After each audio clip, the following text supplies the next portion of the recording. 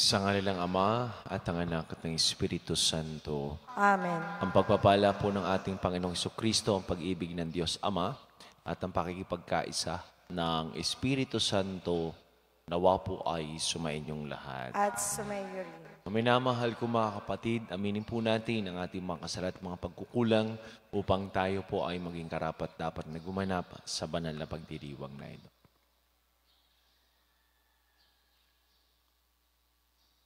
Inaamin ko sa makapangyarihang Diyos at sa iyong mga kapatid na lubha ako nagkasala sa isip, sa salita, sa gawa, at sa aking pagkukulang. Kaya sinasamo ko sa mahal na Birheng Maria, sa lahat ng mga anghel at mga banal, at sa inyong mga kapatid na ako'y panalangin sa Panginoong Diyos. Gawan po tayo na makapangyarihang Diyos, patawarin po tayo sa ating makasalanan, patubayan na po tayo sa buhay na walang hanggan. Amen. Panginoon, kaawaan mo kami. Panginoon, kaawaan mo kami. Kristo, kaawaan mo kami. Kristo, kaawaan mo kami. Panginoon, kaawaan mo kami. Panginoon, kaawaan mo kami. Manalangin po tayo. Ama naming makapangyarihan, ipagkaloob mo kami ay maging handa para sa Pasko ng pagkabuhay ng iyong anak. Upang ang aming inakong kusang pagtitiis ay magbunga ng wagas na pagmamalasakit sa pamagitan ni Jesucristo kasama ng Espiritu Santo magpasawalang hanggan. Amen.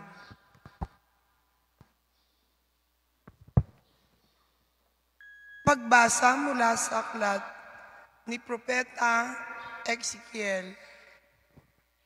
Sinasabi ng Panginoon, kung ang isang taong masama ay tumalikod sa kanyang kasamaan, sumunod sa aking mga tuntunin at gumawa ng mabuti, siya ay mabubuhay.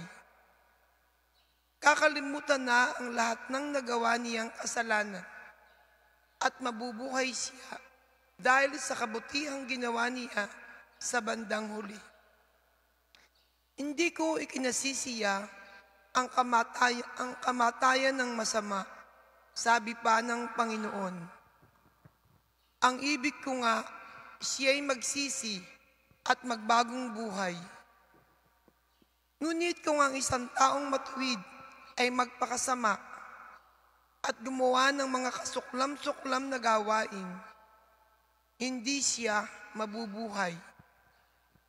Mamamatay siya dahil sa kanyang pagtataksil at sa kasalanang nagawa.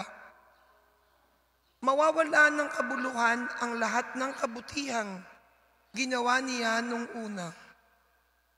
Marahil ay sasabihin ninyong, hindi tama itong ginagawa ko. Makinig kayo, mga Israelita. Matuwid ang aking tuntunin. Ang pamantayan ninyo ang baluktot.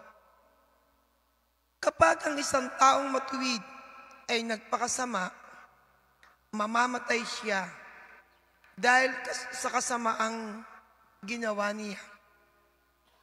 At ang masamang nagpakabuti at gumawa ng mga bagay na matuwid ay mabubuhay. Dahil sa pagtalikod sa nagawa niyang kasamaan noong una, mabubuhay siya, hindi mamamatay. Ang salita ng Diyos. Salamat sa Diyos. Salmong tugunan, hinihiling namin yung limutin, tanang kasalanan namin. Hiling namin limutin tanang kasalanan namin. Sa gitna ng paghihirap, tinawag ko'y Panginoon. Panginoon, ako'y dinggin, pagkat ako'y tumataghoy. Dinggin mo ang pagtawag, paghingi ng iyong tulong. Hiling namin limutin tanang kasalanan namin. Kung ikaw ay may talaan nitong aming kasalanan, lahat kami ay tatanggap ng hatol mong nakalaan. Ngunit iyong pinatawad, kasalanan ay nilimot. Pinatawad mo nga kami, upang sa iyo ay matakot. Hiling namin limutin tanang kasalanan namin. Sabik akong naghihintay sa tulong mo, Panginoon, pagkat ako'y may tiwala sa pangako mong pagtulong. Yaring aking pananabik, Panginoon, ay higit pa sa sirenong naghihintay ng pagsapit ng umaga. Hiling namin limutin tanang kasalanan namin. Magtiwala ka, Israel, magtiwala sa iyong Diyos. Matatag at di kukupas ang pag-ibig niyang dulot. Lagi siyang nahahandang sa sino man ay tumubos. Hiling namin limutin tanang kasalanan namin. Hiling ang Israel, yaong kanyang hanghirang, iligtas niya sila sa kanilang kasalanan. Hiling namin limutin tanang kasalanan namin. Sinabi ng poong kasamaan ay layuan, kasalan ay pagsisihan, kayo ay magbagong buhay, magbalik loob na tunay. Sumayin niyo po ang Panginoon. At sumayo rin. Mabuting balita ng Panginoon ayon kay San Mateo. Papuri sa iyo, Panginoon. Noong panahon ngayon, sinabi ni Jesus sa kanyang mga alagad, sinasabi ko sa inyo, kung ang pagsunod ninyo sa kalooban ng Diyos ay tulad lamang ng pagsunod ng mga eskriba at mga pariseyo, hindi kayo makakapasok sa kaharian ng Diyos. Narinig ninyo na noong unang iniutos sa mga tao, huwag kang papatay. Sino man makamatay, mananagot sa hukuman. Ngunit ngayon, ay sinasabi ko sa inyo, ang mapuot sa kaniyang kapatid ay mananagot sa hukuman. Ang humamak sa kanyang kapatid ay mananagot sa Sanhedrin.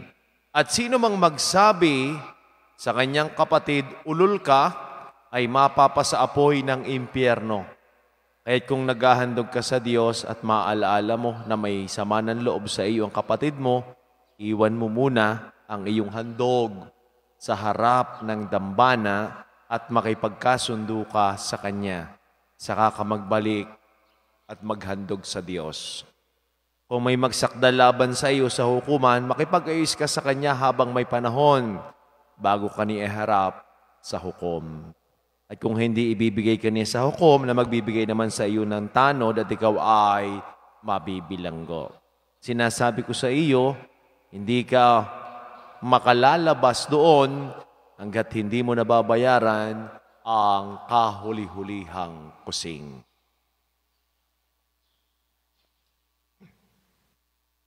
Ang mabuting balita ng ating kaligtasan. Pinupuri ka namin, Panginoong Heso Kristo.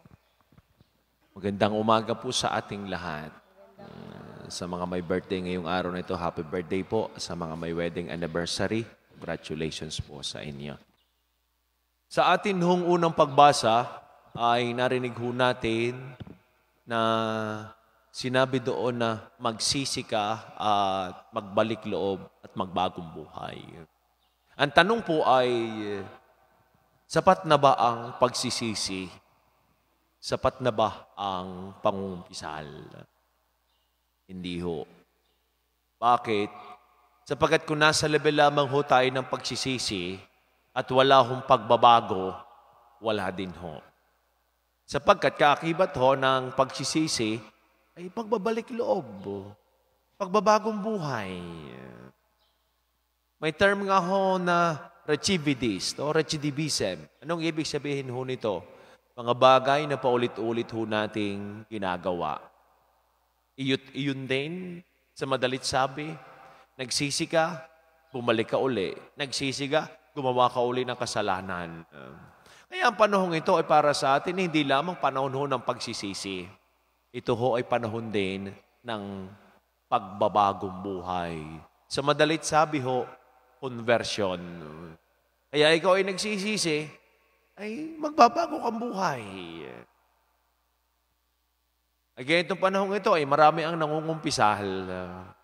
Kaya panahong ito ay marami ho ang nagsisisi.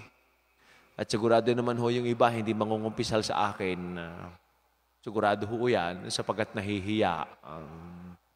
Kahit naman ho bago-baguhin ninyo yung boses, kilala ko naman ho kayo. Wala naman hong masama kung pumili ho kayo ng pangungumpisalan ninyo. Wala naman hong masama kung sinong gusto niyo pangumpisalan. Mahalaga naman ho nito kayo makapangumpisal at magbagong buhay.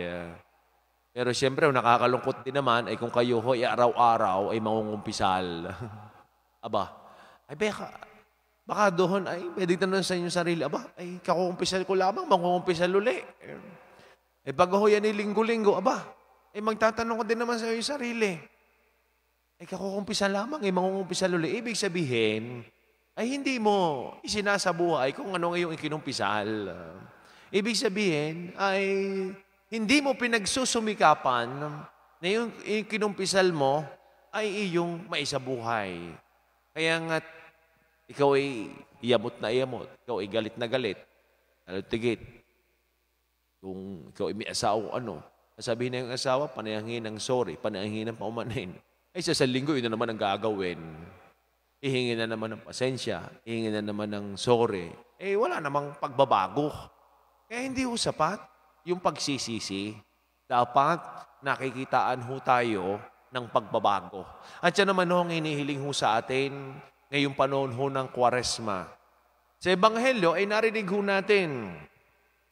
Ang sabi ay, kung ang pagsunod lamang ninyo sa kalooban ng Diyos sa may tulad lamang ng pagsunod ng mga eskrib at mga pariseyo, hindi kayo makakapasok sa kaharian ng Diyos. Ang mga eskrib at mga pariseyo, sila ho ay may patuntunan, sila ho ay may mga batas, na kung ito kayo nilang tutupadin, sa tingin ho nila sila ay makakapasok na sa langit.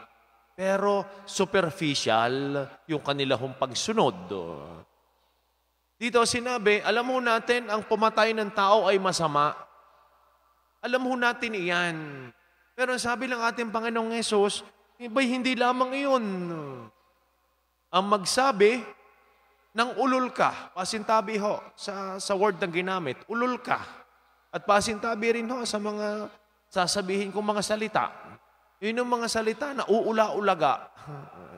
Ito ho sa atin sa Batangas, pamaas-maas, patanga-tanga ka. Sorry ho for that word. Yan o, nababanggit ho natin, nasasambit ho natin. Ikaw naman yung paatis-atis.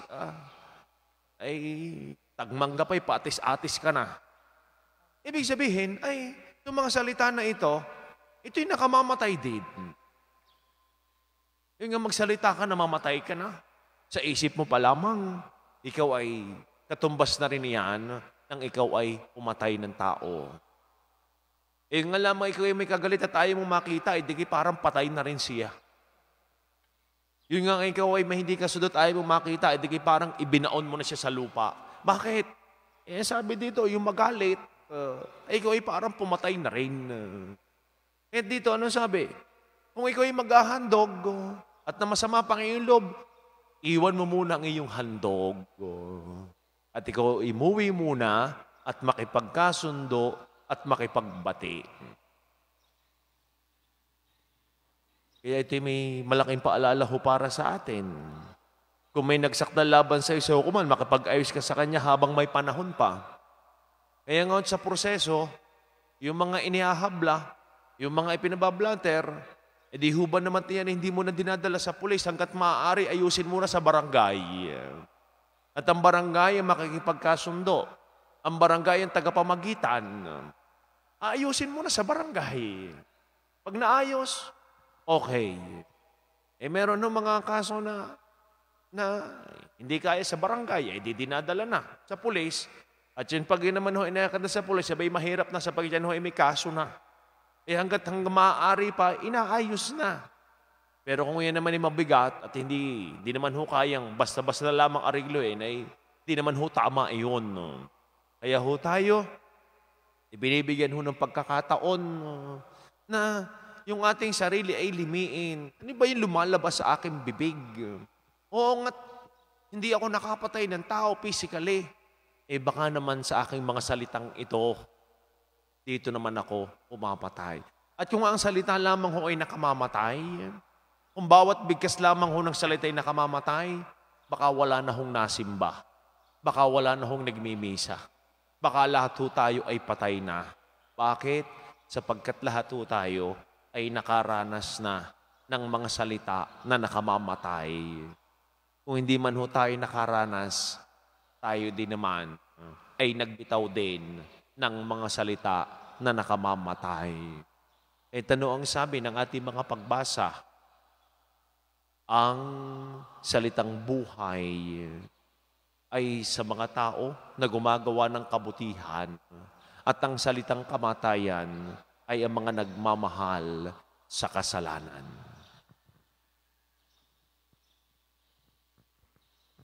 Labis ang pagkabigo at pagkamuhing namamagitan sa mga tao. Labis na pagtatalo-talo at pag-aaway. Hilingin natin sa Diyos na pagkalooban tayo ng kapangyarihan na maging mga tagapaghilom at tagapagkasundo. Ama, biyayaan mo kami ng kapayapaan. Ama, biyayaan mo kami ng kapayapaan.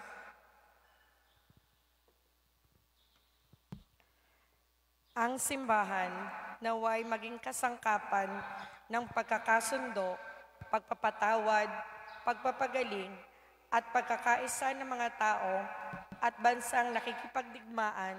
Manalangin tayo sa Panginoon. Ama, biyayaan mo kami ng kapayapaan. Ang mga pinuno ng pamahalaan naway magpasimula ng mga proyektong magtataguyod ng katarungan, kapayapaan, at pagkakaisa sa mga tao. Manalangin tayo sa Panginoon. Ama, biyayaan mo kami ng kapayapaan. Atin nawang iwasan ang paghihiganti, karahasan, at pag-aaway na bunga ng hidwaan, ideolohiya o pananampalataya. Manalangin tayo sa Panginoon. Ama, biyayaan mo kami ng kapayapaan. Tayong lahat naway matutong magpatawad mula sa puso. Manalangin tayo sa Panginoon. Ama, biyayaan mo kami ng kapayapaan. Ang mga may karamdaman sa isip at katawan naway magtamo ng kagalingan ng Espiritu sa pamamagitan ng pagpapatawad. Manalangin tayo sa Panginoon. Ama, biyayaan mo kami ng kapayapaan. Diyos na aming Ama, tulungan mo kaming makita ang bawat isa ayon sa iyong paningin upang tanggapin at itaguyod namin ang isa't isa alang-alang sa iyo. Iniling po namin ito sa pamamagitan ni Kristo na aming Panginoon. Amen.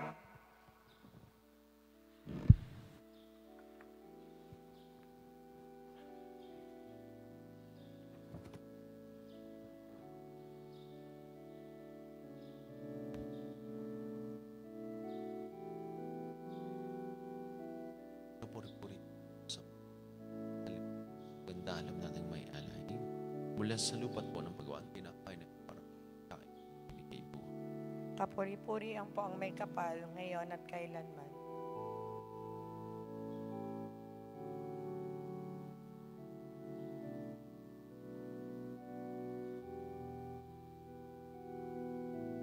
Kapuri-puri tayo Diyos sa mga ipagandahan daw alam mula sa kas ng ubas mo ng pagawang alak na ito para mag-inuming nagbibigay ng iyong espiritu. Kapuri-puri ang po ang may kapal ngayon at magpakailanman.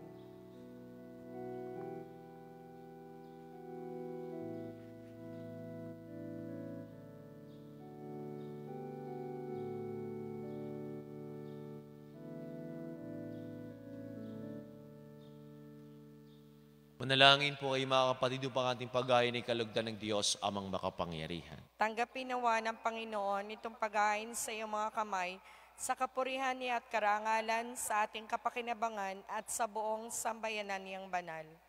Ama naming lumikha, tanggapin mo po ang aming mga alay na nilobong magdulot ng iyong pakikipagtipan. Upang ito ay aming mapakinabangan bilang tagapagbigay ng iyong paglingap at pagmamahal sa pamamagitan ni Jesucristo kasama ng Espiritu Santo magpasawalang hanggan. Amen. Sumayin po ang Panginoon. At sumayo rin. Itaas po sa Diyos ang inyong mga puso at diwa. Tinaas na namin sa Panginoon. Pasalamatan po natin ang ating Panginoon Diyos. Marapat na siya'y pasalamatan. Ama naming makapangyarihan, tunay ngang marapat na ikaw ay aming pasalamatan sa pamagitan ni Jesucristo na aming Panginoon. Sa pagbabaka sakali mong kami ay bubuti, isinugo mo si Jesucristo pampangunahan kami. Bilang pagsunod sa iyong atas na bigay, pinahayag na iyong anak ang iyong kalooban, na ang mga api at dukha ay kanyang damayan, ngayon ay iyong inihahandog ang pagkakataong aming maisaloob. Ang kanyang ganap at kusang paglilingkod upang sa ilagi kaming makasunod. Kaya, kaysa ng mga anghel na nagsisiawit ng papuri sa nang walang umpay sa kalangitan, kami po ay nagbubunyi sa iyong kadakilaan. Santo, Santo, Santong Panginoon Diyos ng mga hukbo, napupuno ang langit at lupa ng kadakilaan mo. O sana sa kaitaasan. Pinagpalang na paririto sa ngalan ng Panginoon. O sana sa kaitaasan.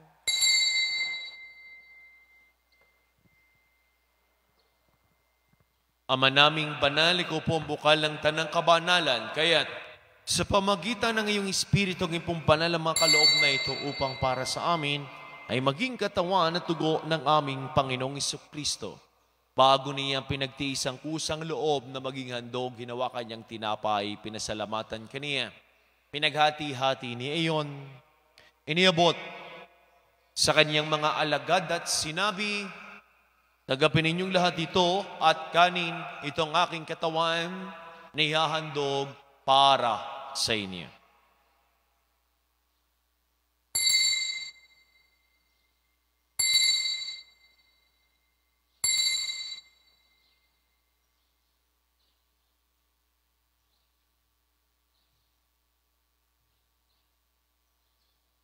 Kaya hindi naman nung matapos ang hapunan, hinawakan niyang kalis, muli kanyang pinasalamatan, inibuti ang kalis sa kanyang mga alagad at sinabi, "Tanggapin ninyong lahat ito at inumin ito ang kalis ng aking dugo ng bago't wala hanggang tipan.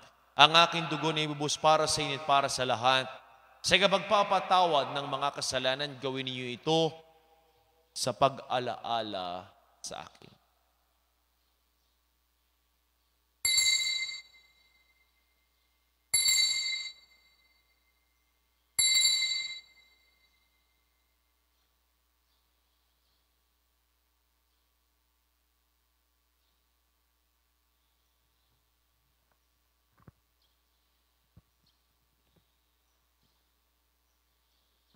Misteryo ng ating pananampalataya. Si Kristo'y namatay, si Kristo'y nabuhay, si Kristo'y babalik sa wakas ng panahon. Ama, ginagawa po namin ngayon ang pag-alaala sa pagkamatay at muling pagkabuhay ng iyong anak. Kaya tinialay po namin sa iyong tinapay na nagbibigay buhay at ang kalis na nagkakaloob ng kaligtasan. Kami po ay nagpapasalamat dahil kami ay yung minarapat at tumayo sa harap mo para paglingkod sa iyo. Sinasama po namin kami magkakasalo-salo sa katawan at tugon ni Kristo mabuklod sa pagkakaisa sa pamagitan ng Espiritu Santo. Ama, lingapin mo yung simbahang laganap sa buong daigdig. Puspusin mo kami sa iyong pag-ibig. Kay San Francisco na aming Santo Papa at ni Gilbert naming Arsobispo at ang lahat ng mga kaparian. Alalahanin mo rin po ang mga kapatid naming nahimlay na. Nang may pag-asang sila'y muling mabubuhay, gayon din ang lahat ng mga pumanaw, kaawaan mo po sila patuloyin sa iyong kaliwanagan, kaawa mo pagindapating kaming lahat na makasalo sa iyong buhay na walang wakas. Kaysa ng mahal na Birheng Maria, ina ng Diyos ni Poong San Jose, kaysa ng lahat ng mga apostol, San Jose Marelo, at ng lahat ng mga banal na namuhay dito sa daigdig ng kalugod-lugod sa iyo, may pagdiwang nawa po namin ang pagpupuri sa kararangal mo sa pamagitan ng iyong anak na aming Panginoong Heso Kristo.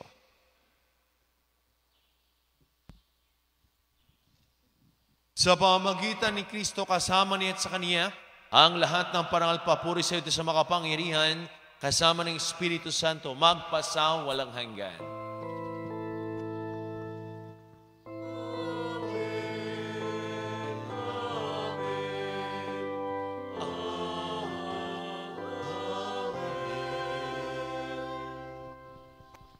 Sama-sama po nating awitin na may kababaan ng loob at lakas ng loob ang panalangin tinuro sa atin ng ating Panginoong Jesucristo. Ama namin, sumasalangit ka, sambahin ang ngalan mo, mapasa amin ang kaharian mo, sundin ang loob mo dito sa lupa para nang sa langit. Bigyan mo kami ngayon ang aming kakanin sa araw-araw. At patawarin mo kami sa aming mga sala para ng pagpapatawad namin sa nagkakasala sa amin. At huwag mo kaming ipahintulot sa tukso, at iadya mo kami sa lahat ng masama. Inihiling po namin kami adya sa lahat ng masama, pagkalooban ng kapayapaan, araw-araw ligtas sa kasalanan, at ilayo sa lahat ng kapahamakan, samantalang aming pinananabikan ang dakilang araw ng pagpapahayag ng tagapagligtas naming si Hesu Kristo. Sapagkat iyo ang kaharian at ang kapangyarihan at ang kapurihan, magpakailanman. Amen. Panginoong Jesucristo, sinabi mo sa iyong mga apostol, kapayapaan ang iniiwan ko sa inyo.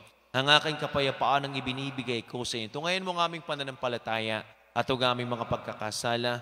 Pagkaloob po kami ng kapayapaan at pagkakaisa ayon sa iyong kalooban, kasama ng Espiritu Santo magpasa walang hanggan. Amen. Ang kapayapaan po ng Panginoon lagi ng sumainyo. At sumayo rin. Mga kapatid, magbigayin po kayo ng kapayapaan sa bawat isa. Peace be with you po sa ating lahat. Kordero ng Diyos na nag-aalis ng mga kasalanan ng salibutan, maawa ka sa amin. Kordero ng Diyos na nag-aalis ng mga kasalanan ng salibutan, maawa ka sa amin. Kordero ng Diyos na nag-aalis ng mga kasalanan ng salibutan, ipagkaloob mo sa amin ang kapayapaan.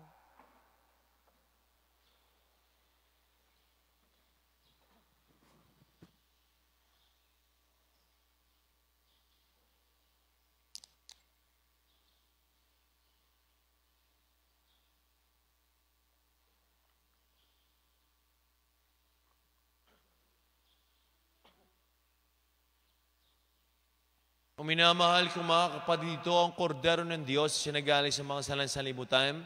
Mapalad po tayong lahat ng mga inanen sa kaniyang banal na piging. Panginoon, hindi ako karapat-dapat na magpatuloy sa iyo, ngunit sa isang salita mo lamang ay gagaling na ako. Ang katawan ni Kristo. Amen.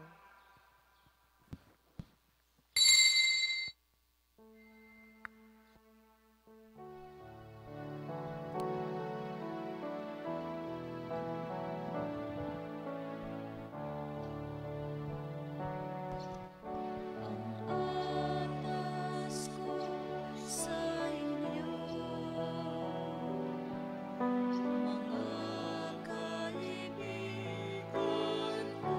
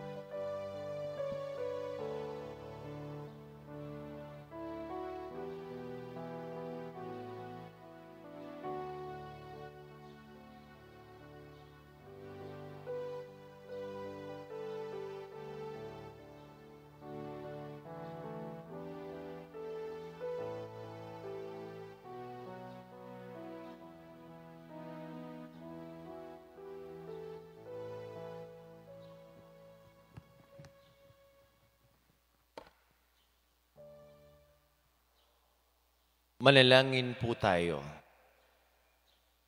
Ama naming mapagmahal, ang banal na pakinabang namin ngayon ay magdulot nawa ng kagalingan sa aming nauukol at pagkadalisay na aming makasalan ng kahapon. Kami nawa ay laging makasalo mo sa habang panahon sa pamagitan ni Jesucristo kasama ng Espiritu Santo magpasawalang hanggan. Amen. Sumayin niyo po ang Panginoon. At sumayo rin. Pagpalain po kayong lahat, ingatan, gabayan, subaybayan, lingapin, kasama na po inyong buong pamilya at mga mahal sa buhay ng ating mapagpalang Diyos. Sa ngalan ng Ama at ng Anak at ng Espiritu Santo. Amen. Ang misa'y naialay na, taglay ninyo ang pag-ibig ng Diyos. Salamat sa Diyos.